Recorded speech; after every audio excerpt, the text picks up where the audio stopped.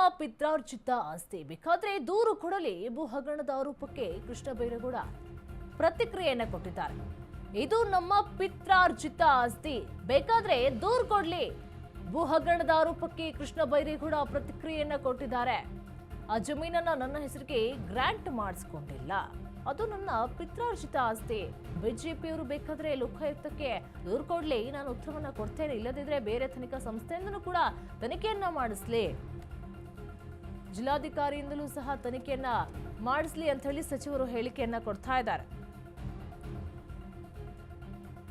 ಇಲ್ಲದೆ ಇರುವುದನ್ನ ಹುಡುಕಿ ಬಿಂಬಿಸೋದು ಅದು ಬಿಜೆಪಿಗರ ಸಂಸ್ಕೃತಿ ಅಂತ ಕೂಡ ಹೇಳ್ತಾ ಇದ್ದಾರೆ. ಬೆಳಗಾವಿಯಲ್ಲಿ ಕಂದಾಯ ಸಚಿವ ಕೃಷ್ಣ ಬೈರೇಗೌಡ ಹೇಳಿಕೆಯನ್ನು ಕೊಟ್ಟಿದ್ದಾರೆ. ಏನು ಬಿಜೆಪಿಗರು ಆರೋಪವನ್ನು ಮಾಡ್ತಾ ಇದ್ದಾರೆ, ಆದ್ರೆ ಅದೆಲ್ಲವೂ ಕೂಡ ಅವ್ರು ಹೇಳ್ತಿರುವಂತಹ ಆರೋಪಗಳು ಯಾವುದೂ ಕೂಡ ನಿಜ ಅಲ್ಲ. ಅವ್ರು ಹೇಳ್ತಿರುವಂತಹ ಜಮೀನು ಕೂಡ ನನ್ನ ಪಿತ್ರಾರ್ಜಿತ ಆಸ್ತಿ ಆಗಿತ್ತು, ಅದು ನನ್ನ ತಾತನ ಆಸ್ತಿ ಆಗಿತ್ತು ಅಂತ ಹೇಳಿ ಕೂಡ ಹೇಳಿಕೆಯನ್ನು ಕೊಟ್ಟಿದ್ದಾರೆ.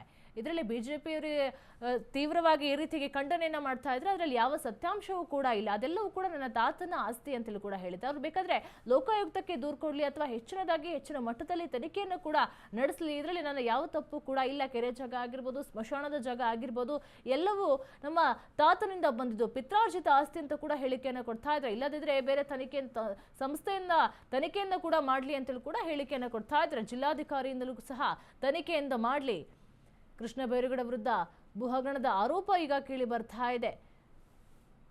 ಗರುಡನಪಾಳ್ಯದ ಸರ್ವೆ ನಂಬರ್ 46ರಲ್ಲಿ 20.16 ಎಕರೆ ಜಾಗವನ್ನ ನುಂಗಿದ್ದಾರೆ. ಒಟ್ಟಾರೆಯಾಗಿ 21.16 ಎಕರೆ ಭೂಮಿಯನ್ನು ನುಂಗಿದಂತಹ ಆರೋಪ ಕೂಡ ಕೇಳಿ ಬರ್ತಾ ಇದೆ. ದಾಖಲೆ ಪ್ರಕಾರ ಇದು ಕೆರೆ ಮತ್ತು ಸ್ಮಶಾನದ ಜಾಗ. 1978ರಲ್ಲಿ ಅದು ಕೆರೆ ಮತ್ತು ಸ್ಮಶಾನದ ಜಾಗ ಅಂತ ಹೇಳಿ ಕೂಡ ಹೇಳಲಾಗುತ್ತೆ. ಆದರೆ 2004ರ ದಾಖಲೆ ಪ್ರಕಾರ ಇದು ಕೃಷ್ಣ ಬೈರೇಗೌಡರ ಜಮೀನು. ಈ ಗರುಡುಪಾಳ್ಯದ ಜಮೀನು ಏನಿದೆ, ಇದು ನಮ್ಮ ತಾತನವರಿಂದ ಪಿತ್ರಾರ್ಜಿತವಾಗಿ ಬಂದಿರತಕ್ಕಂಥ ಆಸ್ತಿ. ನಮ್ಮ ತಾತನವರು, ಅವರಿಂದ ಅವರ ಮಕ್ಕಳು, ನಮ್ಮ ತಂದೆ, ನಮ್ಮ ಚಿಕ್ಕಪ್ಪಂದಿರು, ಅವರಿಂದ ನಂತರ ನಮಗೆ ವಿಭಾಗದ ಮುಖಾಂತರ ಬಂದಿರತಕ್ಕಂತಹ ಆಸ್ತಿ ಇದು. ಇದು ಯಾವುದು ಕೂಡ ಗ್ರಾಂಟ್ ಮಾಡಿಸ್ಕೊಂಡಿರುವಂತಹದ್ದಾಗ್ಲಿ ಅಥವಾ ನಾವು ಯಾವುದೋ ಒತ್ತುವರಿ ಮಾಡಿರುವಂತಹದ್ದಲ್ಲ, ಅಥವಾ ನಮ್ಮ ಕಾಲದ್ದು ಅಲ್ಲ. ಇದು ನಮ್ಮ ತಾತನವರು ಕ್ರಯದ ಮುಖಾಂತರ ತೆಗೆದುಕೊಂಡು ಆ ನಂತರ ನಮ್ಮ ಕುಟುಂಬದಲ್ಲಿ ಭಾಗ ಆಗಿ ಭಾಗದಂತೆ ನಮಗೆ ಬಂದಿದೆ.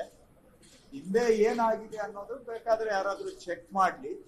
ಇದು ನಮಗೆ ನಮ್ಮ ತಾತ ಅವರು ಖರೀದಿ ಮಾಡಿದ ಜಾಗ ಹೌದಾ ಅಲ್ವಾ, ಅದರ ಮುಖಾಂತರ ವಿಭಾಗ ಆಗಿ ನಮ್ಗೆ ಬಂದಿರೋದು ಹೌದಾ ಅಲ್ವಾ, ಈ ಕಾಲದಲ್ಲಿ ಇದು ಏನಾದ್ರೂ ಆಗಿದೆಯಾ, ಯಾವ ಕಾಲದಲ್ಲಿ ಇದು ನಮ್ಮ ಕುಟುಂಬಕ್ಕೆ ಬಂದಿದ್ದು ಅನ್ನೋದನ್ನ ಬೇಕಾದ್ರೆ ಯಾರು ಬೇಕಾದ್ರೂ ಚೆಕ್ ಮಾಡ್ಲಿ.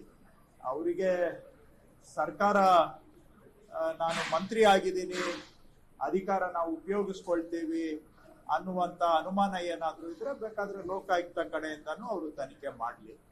ಅದಕ್ಕೂ ಲೋಕಾಯುಕ್ತ ಮೇಲೆ ನಂಬಿಕೆ ಇಲ್ಲ ಅಂದ್ರೆ ಬೇಕಾದ್ರೆ ಕೋರ್ಟಿಗೆ ಕೇಸ್ ಹಾಕ್ಲಿ.